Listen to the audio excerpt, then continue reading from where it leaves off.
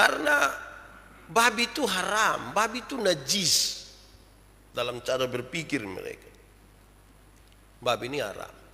Di sana kan tidak ada sei babi toh. Aroma tidak ada di sana.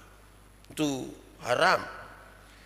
Tetapi mau tidak mau dia harus ada dan bekerja di situ. Dia terpaksa makan ampas. Makan ini makanan babi. Jadi bukan saja jaga ini babi yang, tapi makan ini makanan. Betul-betul dia ada pada sebuah kondisi yang rumit sekali. Kalau gambarannya seperti itu, terus saya tambah satu pertanyaan kecil, ini siapa salah ini? Siapa yang salah? Saya coba mengarahkan kita untuk melihat bahwa penderitaan yang dialami oleh anak bungsu tersebut itu menjadi hasil dari sebuah keputusan dan sebuah pilihan.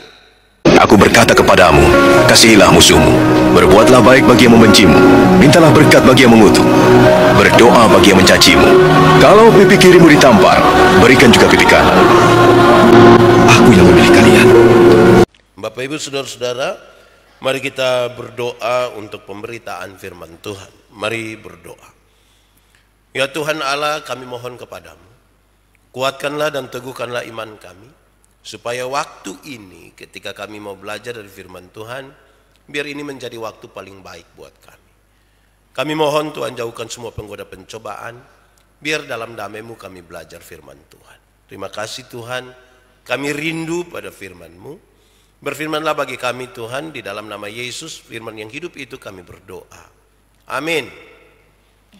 Bapak Ibu saudara-saudara, dalam sukacita kita hari ini, tema yang ditetapkan oleh Majelis Sinode itu adalah kasih Bapa tiada batas. Pembacaannya terambil dari Injil Lukas pasal 15 ayat 11 sampai ayat yang ke-32.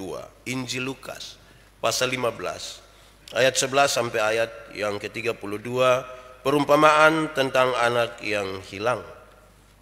Yesus berkata lagi, ada seorang mempunyai 2 anak laki-laki. Kata yang bungsu kepada ayahnya, Bapa, berikanlah kepadaku bagian harta milik kita yang menjadi hakku. Lalu ayahnya membagi-bagikan harta kekayaan itu di antara mereka. Beberapa hari kemudian anak bungsu itu menjual seluruh bagiannya itu, lalu pergi ke negeri yang jauh.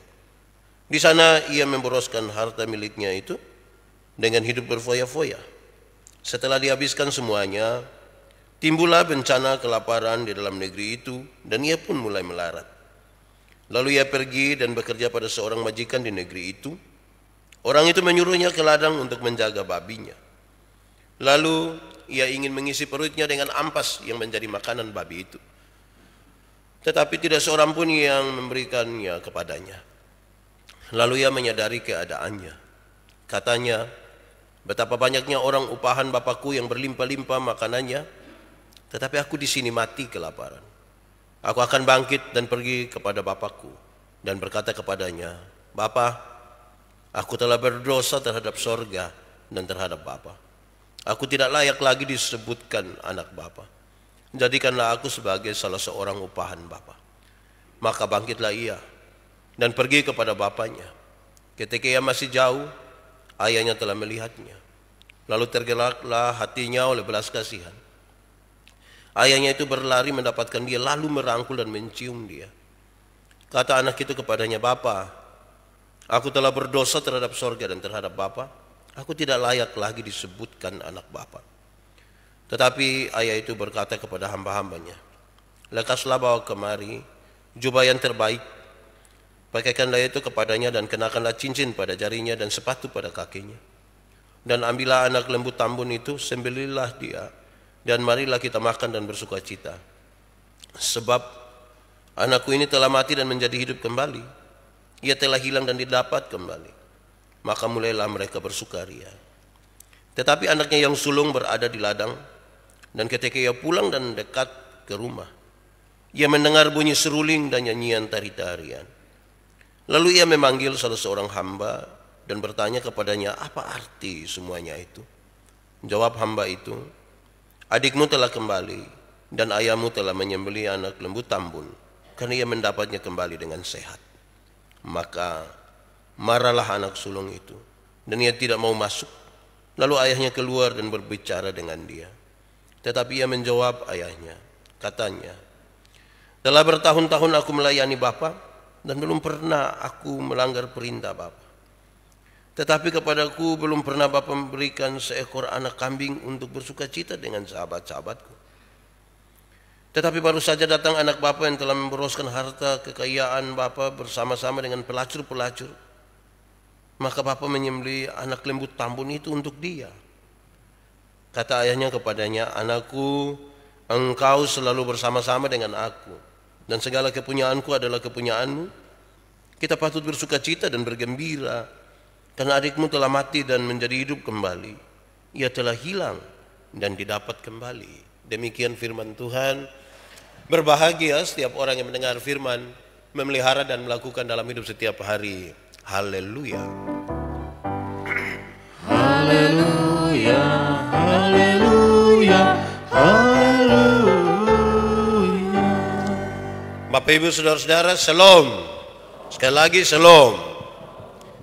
Saya memulai khotbah ini dengan mengatakan kepada kita saudara-saudara bahwa kisah yang kita baca hari ini dalam Lukas pasal 15 ayat 11 sampai ayat yang ke-32 ini bukan kisah tentang warisan. Ini bukan kisah tentang warisan. Tetapi ini kisah tentang kasih yang luar biasa. Supaya kita memang jangan taruh perhatian kita hanya kepada warisan.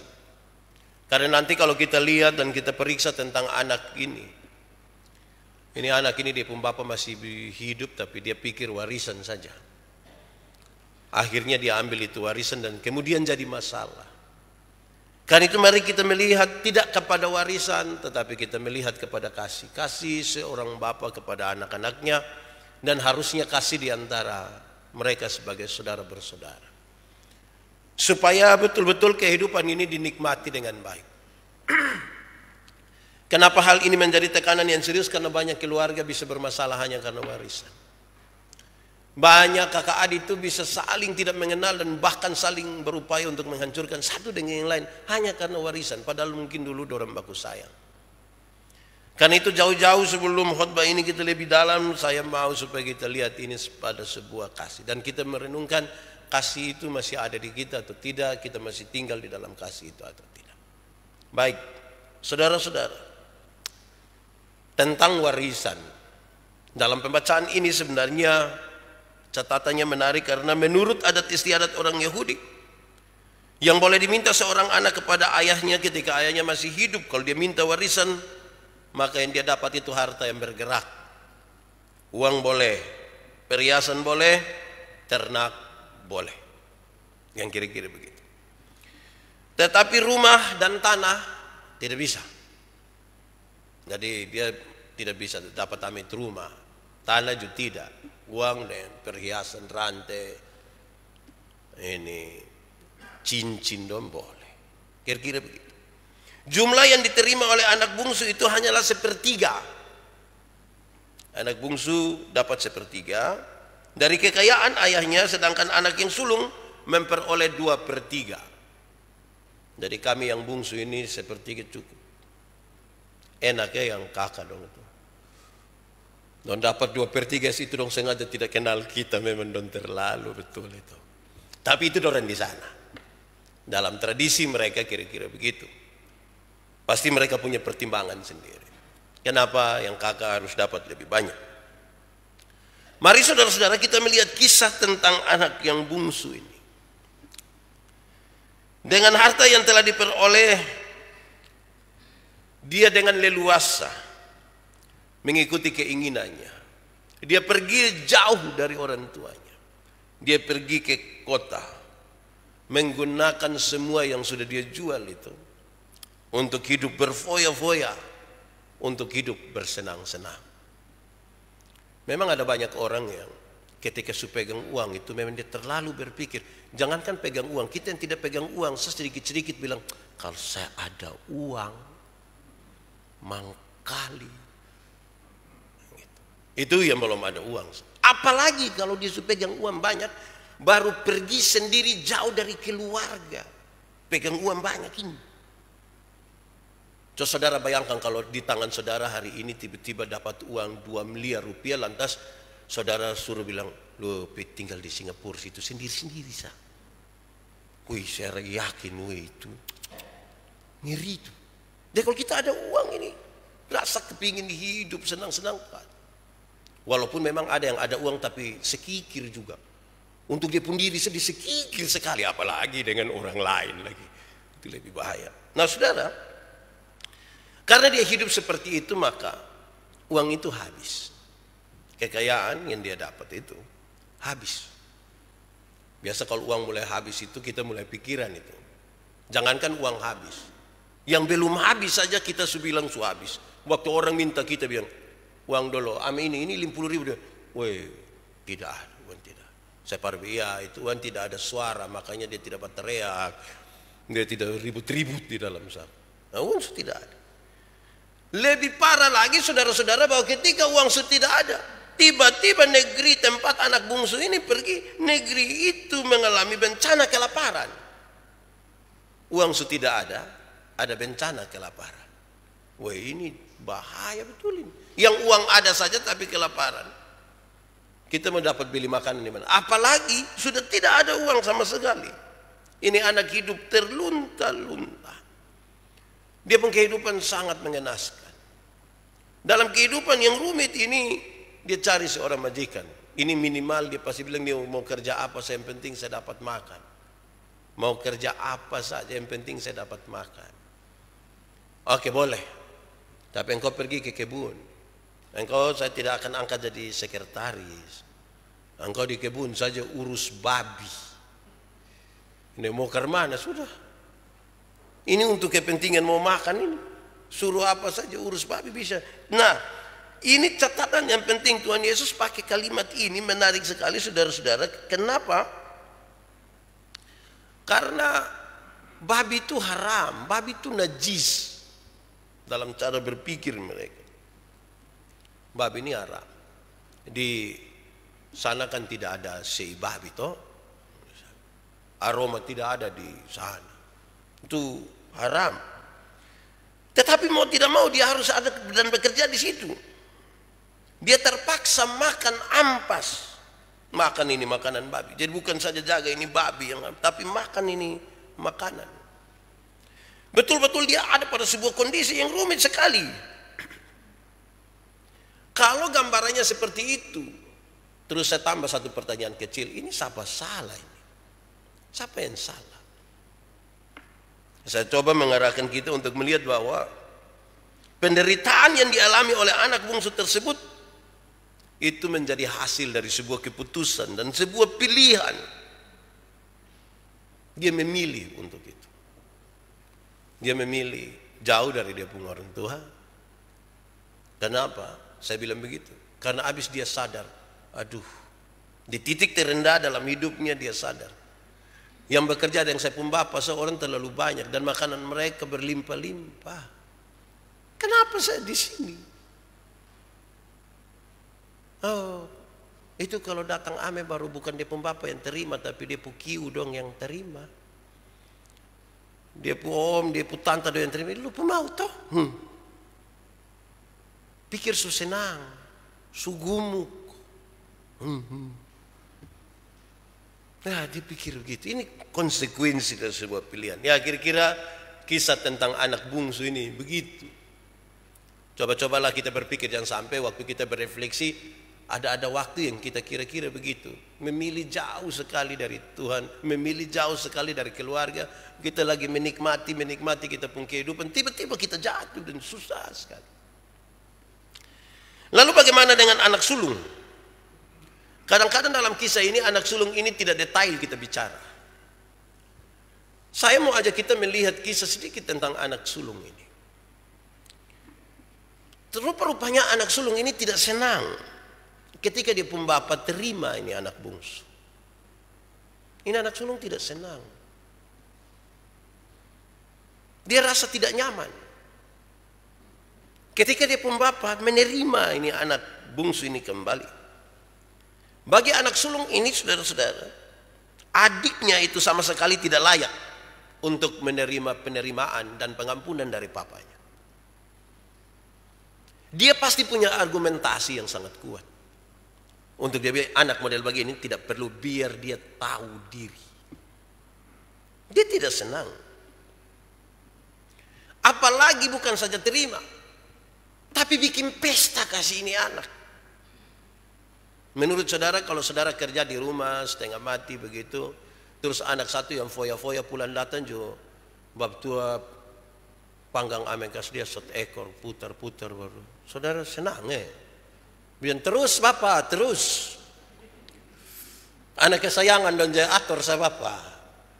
Saudara senang. Sekira kita perasaan juga mungkin kira-kira sama lah begitu. Protes. Saudara, bahkan kalau kita lebih dalam melihat teks ini menarik karena anak sulung ini enggan, bahkan dia tidak mau sebut itu anak itu sebagai dia pu adik. Dia tidak sebut bilang, kenapa kau adik datang ini bikin begini. Tapi dia sebut bapak pu anak. Dia tidak sebut adik atau siapa, dia sebut bapak pu anak. Untung bapak itu kalau tidak lupunya jadi. Dia tidak sudi menyebut, bahkan sebut adik saja dia tidak mau. Dia menolak. Dia memakai sebutan anak bapa. Sebenarnya terbersit di situ bahwa dia menolak untuk mengakui bahwa ini sepupu adik. Dia menolak untuk mengakui. Memang ketika kita punya saudara satu, kalau dia sudah terlalu nakal, kalau semua orang omong-omong dia pun tidak baik, tuh kayak mau menyangkal dia itu. Jangankan adik, kakak, suami, istri, saya merentah salah sedikit itu kita kayak mau menyangkal dia, memang sayang dia, jadi ya tidak jadi menyangkal, mah hati yang beberapa orang memang cere suka, cere omong cere kira-kira, tidak boleh. Orang yang sudah menikah itu satu kata yang harus kasih hilang dari dia pun mulut dan dia pun kamus kehidupan adalah kata cerai. Sedikit-sedikit omong cerai. Lama-lama jadi doa nanti. Buang sudah itu. Di sini ada yang sedikit-sedikit omong-omong begitu. Ya, jangan. Saudara. Bahkan anak sulung ini telah memberikan sebuah stempel, sebuah stigma bahwa adiknya hanyalah seorang yang gemar memberoskan harta, bahkan hidup dengan para pelacur. Anak ini hanya kerja kasabis uang, hiduplah dan pelacur-pelacur baru datang kembali. Dia bicara itu, ini dia punya adik sendiri. Entah apa yang buat dia seperti begitu, tapi yang pasti dia tidak bisa terima itu kenyataan, itu keadaan dia tidak mau terima. Kita jangankan itu, kita yang ada baik-baik hidup dengan kita pun keluarga, istri, suami, anak-anak. Kalau kita kasih 50.000 di satu anak, 50.000 di satu anak, anak satu itu dia pulang dia pun sudah tidak ada. Bahkan dia pinjam kembali dari yang satu. Yang satu pun masih tetap, masih ada sisa 30.000. Ketika bicara tentang don dua, kadang-kadang dia pun papa mama bisa bilang, yang satu tuh jangan pegang doi. Habis memang persis kayak di pembapa waktu dulu, kira-kira begitu. Jadi stigma ini dia pun kakak kasih. Singkatnya saudara-saudara, anak sulung itu tidak mau lihat sebuah realitas bahwa adiknya bisa bertobat, adiknya bisa berubah. Dia tidak mau lihat itu. Bagi dia yang salah itu salah.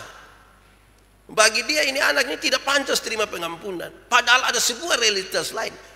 Kenyataan telah membawa ini anak ini. Sampai kemudian dia sadar akan sesuatu dan dia mau kembali. Tetapi dia pun kakak memang pikir tidak bisa. Tidak jujur terhadap realitas bahwa ada pertobatan dan penyesalan dari adiknya. Bahkan kebencian mungkin mulai tumbuh. Sehingga anak sulung ini memilih untuk tidak mau masuk rumah juga. Dia tidak mau masuk. Pasti waktu dia tidak mau masuk itu hanya dua saat. Dia mau duduk di luar saja atau dia lagi pikir kira-kira mau pindah ke mana.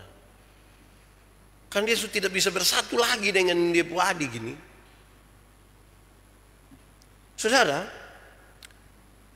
saya kira ini hal yang kemudian menjadi catatan lebih dalam ini, saudara. Anak sulung ini ternyata hanya menganggap dirinya sebagai pegawai dari dia pembapa.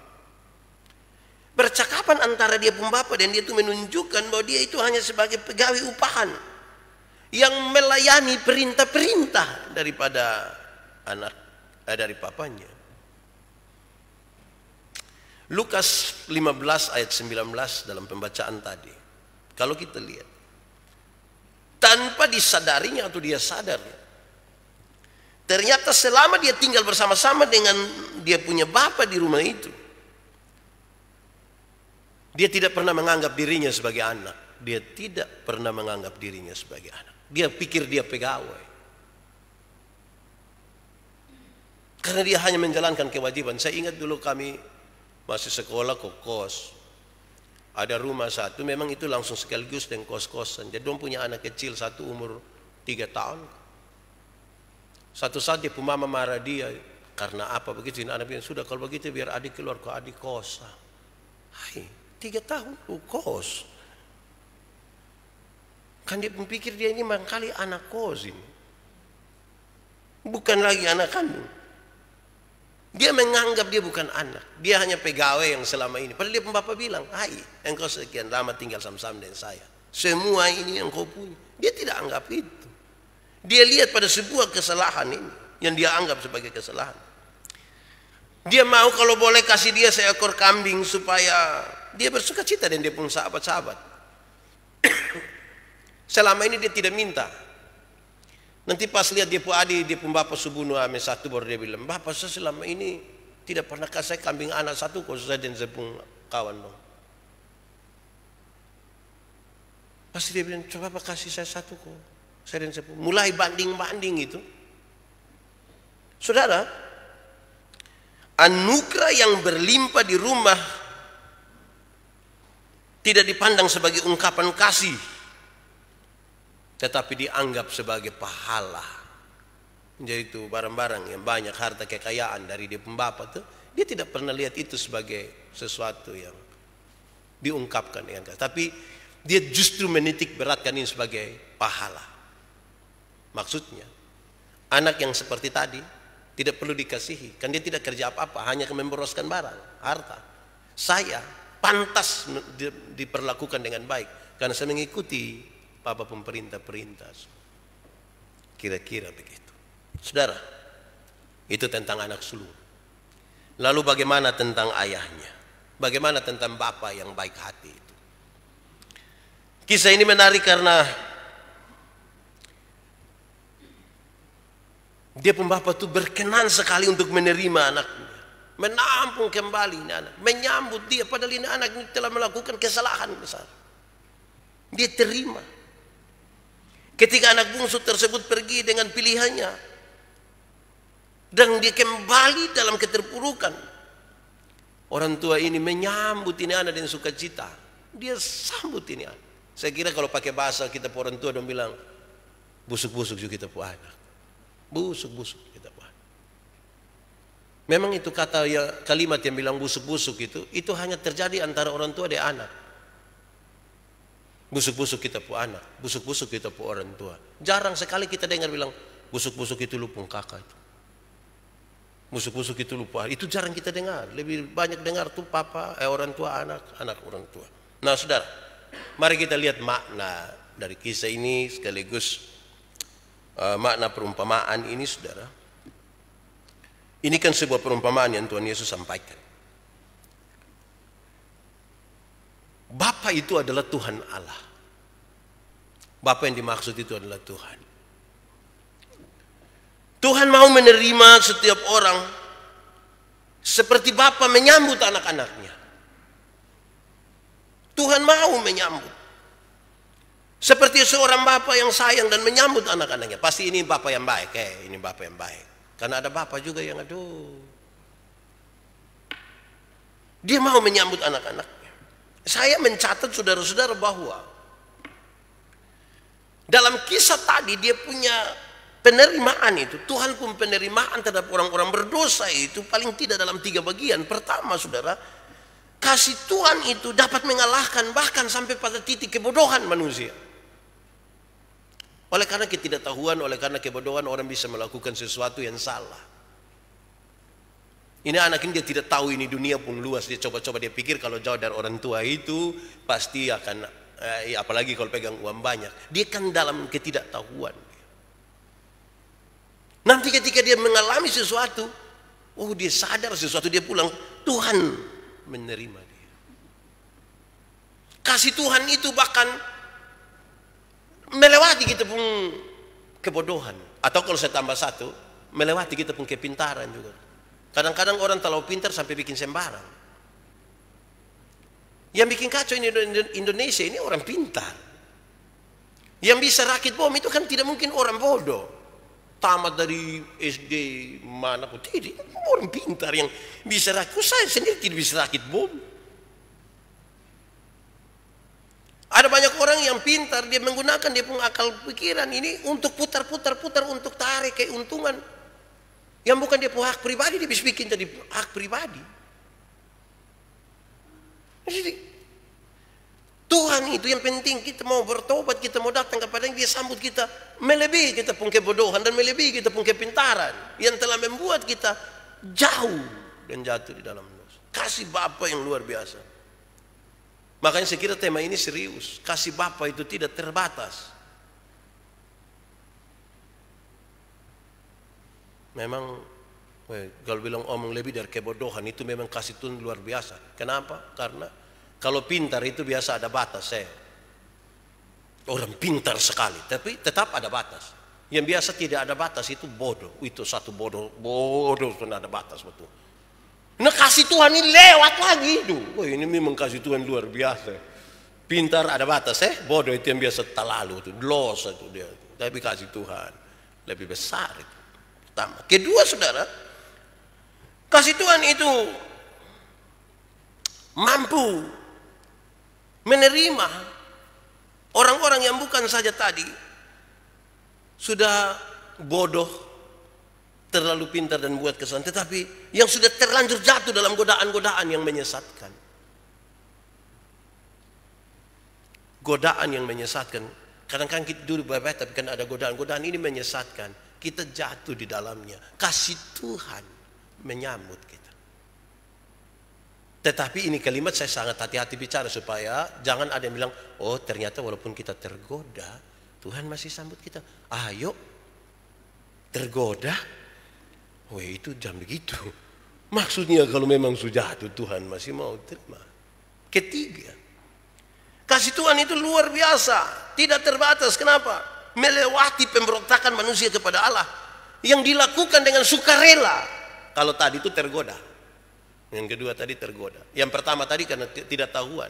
Tapi yang ketiga berkaitan dengan sukarela, dia tahu ini salah. Dia merelakan dirinya untuk itu. Kasih Tuhan yang tidak terbatas melakukan. Dia sudah tahu ini nih sambal pakai kurus padi. Kurus padi bahasa Indonesia apa ya? Nah itu yang kecil itu.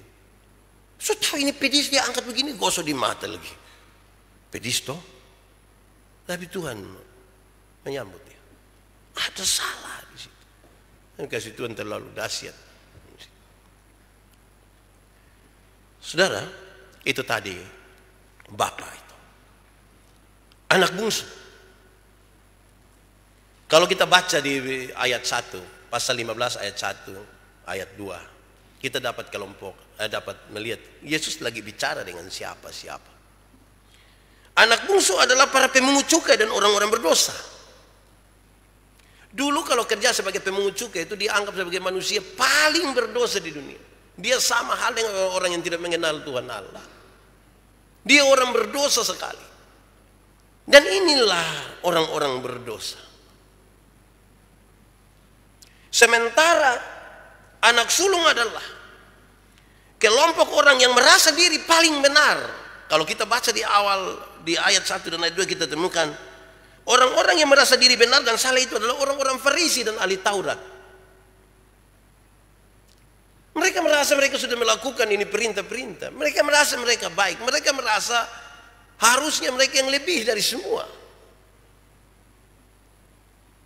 Saudara, lantas di antara kelompok ini, orang yang dikategorikan sebagai orang berdosa dan pemungut cukai, dalam perjumpaan dengan ini soal pikiran dan tindakan-tindakan mereka, orang-orang benar dan saleh, yang merasa benar dan saleh, Farisi dan ahli Taurat. tentunya ada kecenderungan untuk orang melihat kesalahan-kesalahan.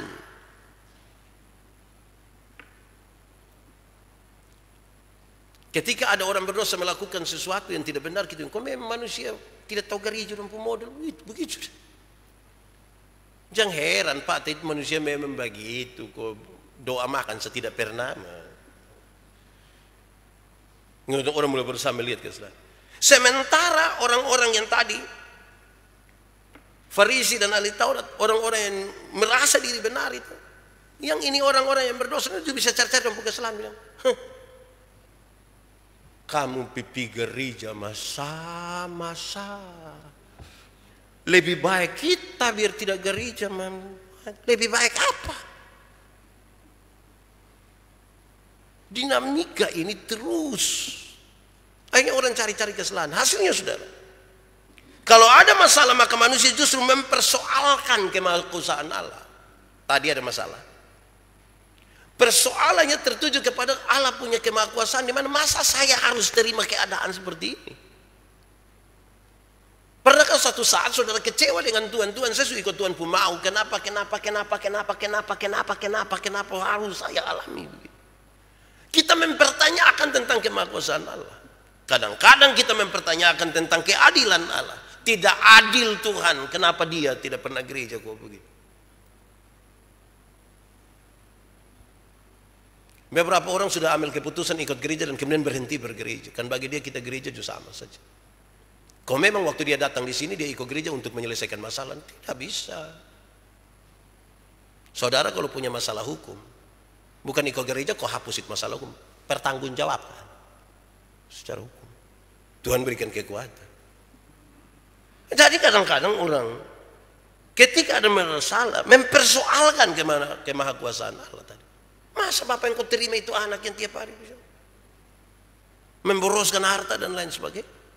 Kita mempersoalkan seolah-olah kalau Tuhan perlu, ya biar perlu kita, saya tidak usah dia, terus tinggal. Ya Tuhan bukan begitulah. Jangan bangun perspektif tentang Tuhan itu seperti kita manusia yang pilih-pilih kasih. Dia berkehendak untuk mengasihi siapapun. Saudara, di bagian yang paling terakhir saya kirim catatan ringan yang kita semua tahu. Kita ini orang-orang berdosa semua. Tapi yang mau datang kepada Tuhan harusnya orang yang tahu bahwa dia orang berdosa. Karena dia tahu Tuhan pasti terima dia. Biasanya yang tidak rasa berdosa itu yang dia mau datang di Tuhan bikin apa lagi dia tidak berdosa. Kalau pakai terminologi bilang dokter itu mencari orang yang sakit, maka yang tidak sakit itu kan dia tidak perlu cari dokter.